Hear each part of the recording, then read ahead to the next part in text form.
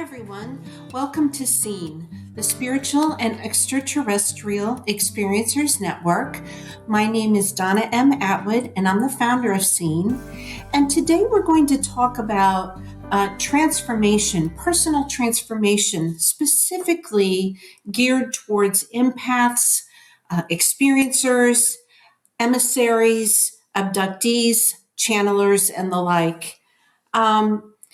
Folks like us, experiencers in general, we tend to be very empathetic, and some of us have gone through a number of, we'll say, traumatic events, especially those who've been involved with the ET abduction phenomenon, if you're an abductee from decades ago.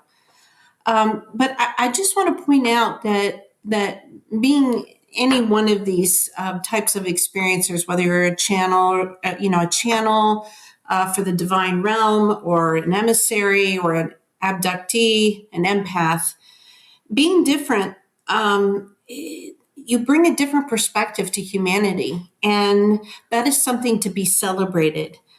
Your difference is a strength. And what you bring to the planet is essential, and it truly is a gift.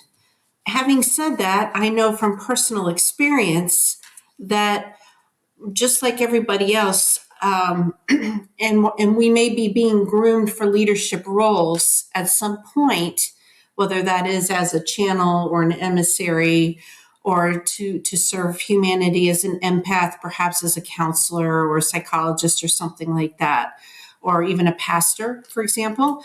A lot of times we ourselves require transformation. We're not just seeing transformation with everybody else out there across the planet.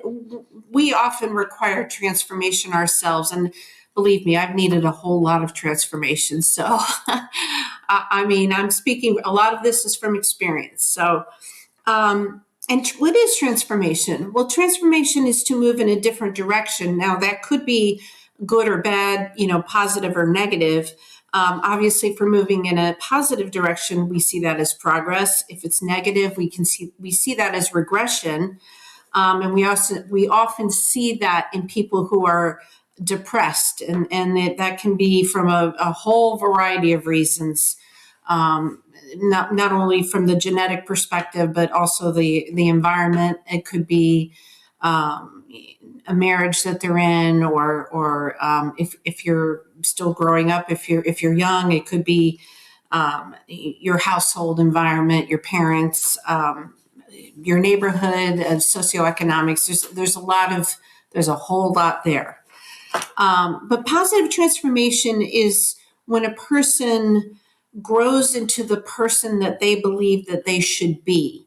Now, this is key. This is really, really key for people who are serving as emissaries at this present time.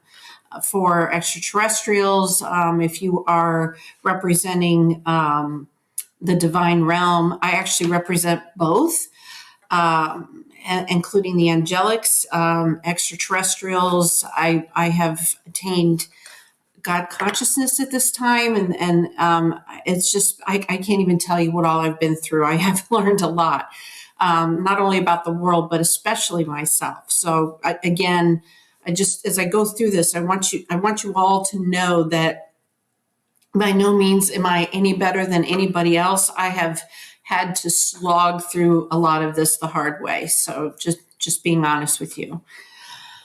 Okay, so, growth and transformation can be, it can be straightforward, which is the easier path, or it can be more difficult, which I think of as like the convoluted path. Because I've been through all of this, I have developed a saying. To grow into one's best self requires three different things. It requires radical acceptance, meaning being honest with where you are in your own life, in your own development, and then careful planning on how to, make some changes, what's required. And then, of course, the radical action. And this is the most uncomfortable part. This is actually putting into practice that what you have planned. So, this does require a massive radical self-assessment, and you have to be so honest with yourself. And honestly, it'll ground you if nothing else.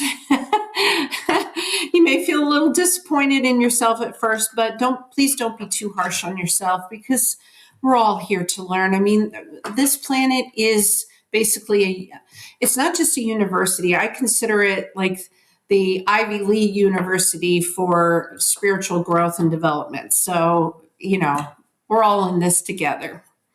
Okay, so the first step towards transformation, and again, and really anybody can use these steps, but I speak specifically to folks who are in the spiritual and extraterrestrial space, because we kind of carry an extra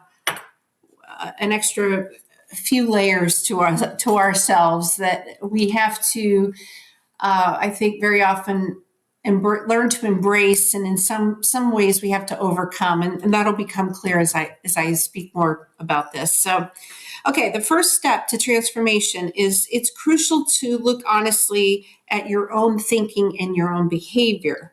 So, you need to just kind of sit down and take a piece of paper or do it on the computer, and really look at what are your patterns. Do you sleep in too late, for example? Do you stop your day too early? Do you get caught up in soap operas or sports on TV? What is it? And what is it that you avoid doing on a daily or weekly basis? We're not even going to go out as far as a month. Let's say, let's bring it in more to more of like the daily and weekly basis. For me, it was moving into this house, believe it or not. I worked so hard for months and months and months. And listen, I've spoken to people who have much, much smaller residences, and they have far fewer possessions. And they were still not moved in, say, a year and a half after they had, purchased their home. They had not fully moved in. And it seems to me that, and I'm not judging, but I have noticed some patterns there. Folks either seem to fully move in. Some folks will move in very quickly, very efficiently. They will hire help. They will bring their friends in.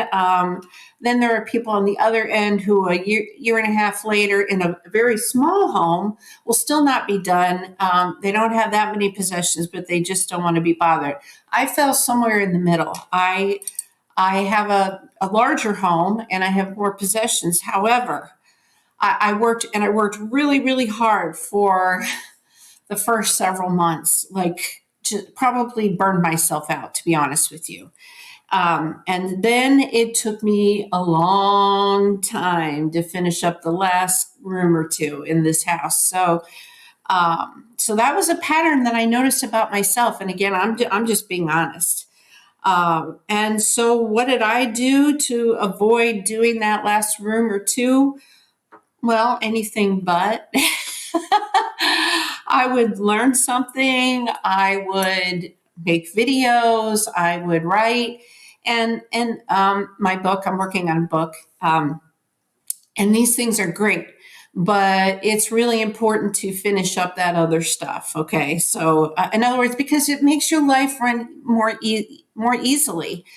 The other thing that I did, and this is just complete, disclosure here, on a personal level, not ET disclosure.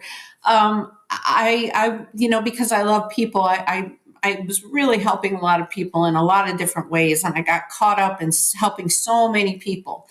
And again, that slowed down my forward progress on finishing moving in. There was many things that kept coming up, and so I realized that I had to really nail down my schedule and just take responsibility and finish it up. No, even if I was burned out, it didn't matter. I had to finish it. So, and so another thing that folks like us need to look at is, what are our emotional triggers?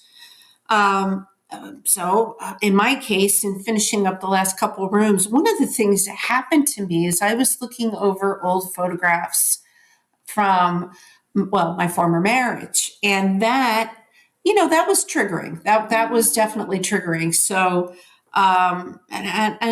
probably set me back, I would say a week, honestly. So I had to learn to just reel that in, knock it off. We all have our histories. We all have our happy moments and our beautiful relationships. We all have stress and sadness and, hardship and everything else. So, that definitely took, I just had to, come to grips with some things and just accept that radical acceptance, actually. So, and then the other thing is another thing we have to consider is what are our top responsibilities?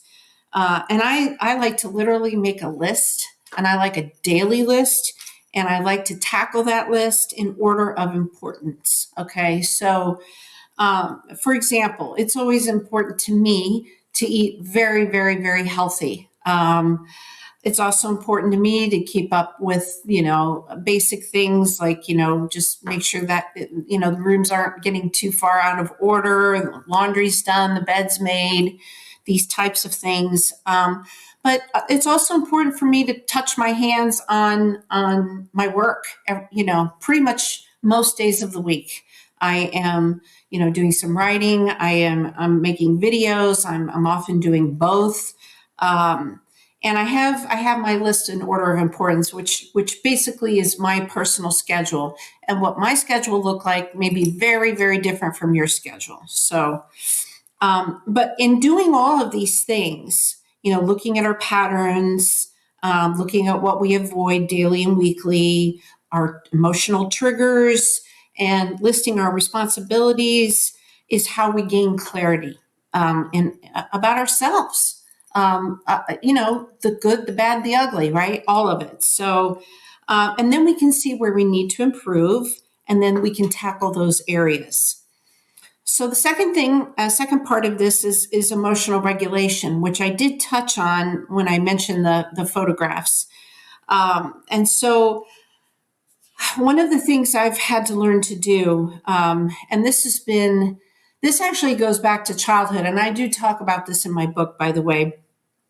And one of the things that really sort of set me back in my personal growth overall, and now I'm sort of leapfrogging forward, if you will, was I had a very strong tendency to placate people. Okay, so when looking at emotional regulation, I had to realize that I would tend to walk on eggshells. And so what I've done now is I kind of pause and I notice other people's reactions, and I notice my own reactions to a situation, a conversation, whatever it might be. I what I do now is I notice, and I internalize it. I take a beat or two, or even 10 if necessary, and pause. And then, before I don't really explode, I'm not one that typically yells. Not that I've never yelled, I have, but if anything, I would tend to shut down and kind of placate and just shut myself down. That's all changed now. And so I've had to learn to build tolerance for it's very uncomfortable for me. And again, there's a reason why. And so, again, and I go into more detail in my book, this is not to bash my parents in any way. I mean, no disrespect when I discuss this with you, but I'm just trying to have an honest conversation with you here. For those of you who don't know my background, I'm not just an experiencer in childhood. I grew up in a very dysfunctional home. My dad, God rest his soul, he was an alcoholic when I was, young. I mean, well, his whole life after that, I should say. But and unfortunately, I witnessed abuse, physical abuse, domestic violence in my home. So, and this was against my mother. Nobody ever laid a hand on me in this way, which I'm very grateful. But I did witness it. And what I learned when I saw these things is these incidences. And by the way, my mom actually ended up in the hospital, and she had her kidney fell 3 inches from what had happened. I didn't even know that could happen, but it did. Um, it taught me to keep my mouth shut. Okay. So I've had to face that discomfort and not placate people. All right. Not just tippy toe, not just keep my mouth shut. I've had to learn, and it's been very difficult. And I've had people explode at me and been very angry with me, almost lost a friendship, even though I tried very diligently to make the case for something that I was saying with complete respect and total politeness. It didn't matter. People react how they react, but this is something I've had to learn to do. So, this emotional regulation is not an easy thing to tackle, but learning to be calm is a skill. So you can train yourself, and I've been doing this to react, to people in situations with a sense of calm. But you can also not just with your words, but if you need to take actions, you can do that as well. So, for example, if somebody did something to you that was illegal or unethical in their profession, you could, for example, report that person, right? But that's just one example. Okay. So, all right, the third thing is taking responsibility for your life or for a situation, even if something is not your fault. Okay. And this is another big one because, well, I know adults, we all know that life isn't fair, right? And we really want it to be fair, and it should be if we are doing all the right things and really making an effort, but it just doesn't work out that way. And so the fact of the matter is we can no longer outsource our lives to fate, to trauma. So I've had more than just the alcoholic thing in my family with my dad. I've had more trauma than just, and I shouldn't say just, but I've had other traumatic events other than watching the domestic violence within my own family. I've had trauma experienced directly to myself. I've been assaulted and other things. So, but you can't say, oh, I went through this, so therefore I get to slide. No, it's not like that.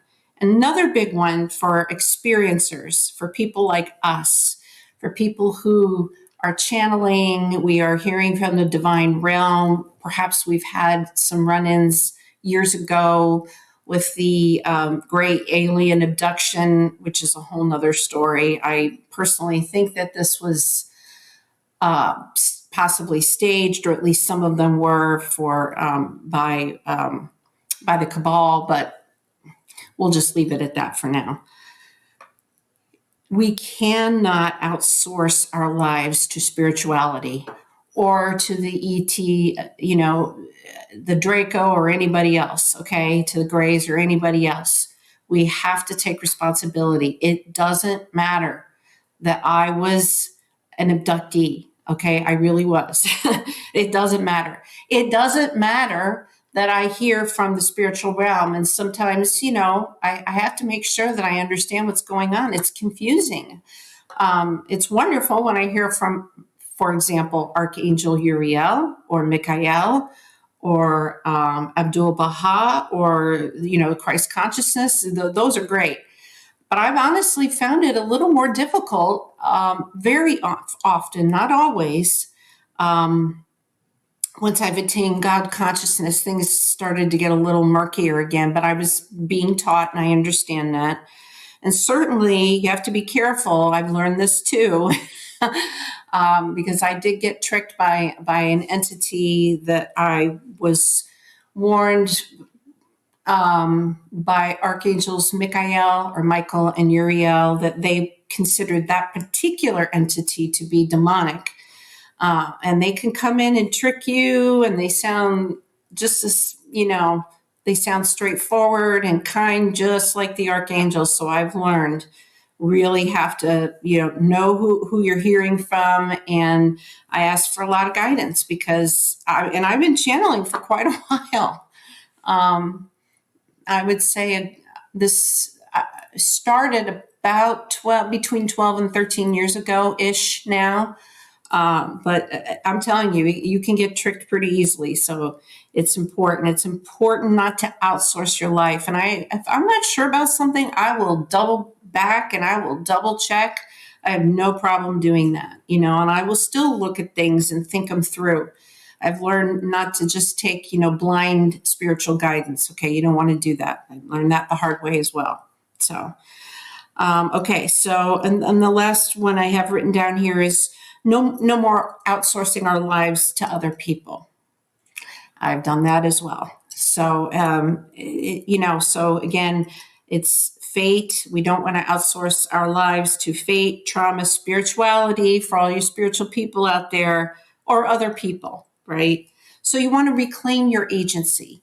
And it's funny because I remember when I was a young adult, I had a lot of agency, but life had a way of kind of wearing me down, and I lost a lot of that actually. And I allowed it actually to be taken away from me. So then I had to reclaim all of that. So, and what is agency? So, agency is the power, capacity, or ability to act independently and make choices for yourself.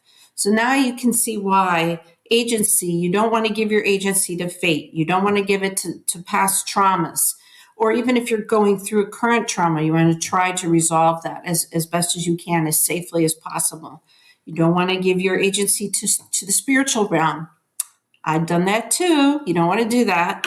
And you certainly don't want to give it to other people. All right. And so we've all seen, sadly, I think all of us have probably seen marriages that where we saw that happen. Right. So definitely don't want to do that. Okay. And so in order to take responsibility, the areas that a person should, focus on include their influence over themselves and others. So this goes back to not tippy toeing for me personally, not tippy toeing, right? I've learned to just be honest and speak, just plainly and honestly. You want to look at choices that you have. You want to focus on the choices that you're making and the choices that you have or would like to have. Action. What action or lack thereof have you been taking, and what actions are necessary? You want to embrace your own self-efficacy, obviously, and how you respond to other people and circumstances. And again, very uncomfortable situations are going to inevitably arise. But anything that's uncomfortable like that is really is an opportunity for growth, not only for yourself, but for the other person that you could be interacting with. So, okay. And then also for taking responsibility, even if things are not your fault, there's going to be a certain amount of planning involved. Okay. And so, as a sovereign human being, an adult human being, you have the right to, self-governance and to your own autonomy. You have a right to come up with your own plan of action that you want to act upon for your own transformation. So, yeah, so I just wanted to share these things with you guys, and I'll just quickly recap it again before we end this. So, again, we're talking about transformation. We're talking about transformation, especially for the experiencers and the empaths and the channels and excuse me, the alien abductees. We are a unique group of people who really do bring a different perspective to the world. And I mean, these are gifts. They even the scary parts of I've learned are truly, they have become lessons which have become gifts in the end. So, okay, transformation. The first thing is it's crucial to look honestly at your thinking and behavior. The second thing is you want to look at emotional regulation. You can think of me with the photographs and not moving forward because I lost like a week. Right. So I had to learn to regulate my emotions to finish moving in my house. The third thing is taking responsibility, even if something isn't your fault. You don't want to leave it to fate, trauma, spirituality, or other people. You have a right to take action, and you have a right to plan how you want to take that action. So, all right, guys, I hope this has been helpful. And you probably see the decorations in the background. It's Christmas week 2025, and I'm actually wearing my little Christmas necklace here, all in the spirit. So I would just like to thank you so much for sharing this time with me. It actually really means a lot to me that you watch my videos and that we can share this time together. So thank you so much. Happy holidays, Merry Christmas, Happy New Year, Happy Hanukkah, happy everything. And again, my name is Donna M. Atwood, and I'm the founder of SEEN, the Spiritual and Extraterrestrial Experiencers Network. Thank you. Take care. Bye-bye.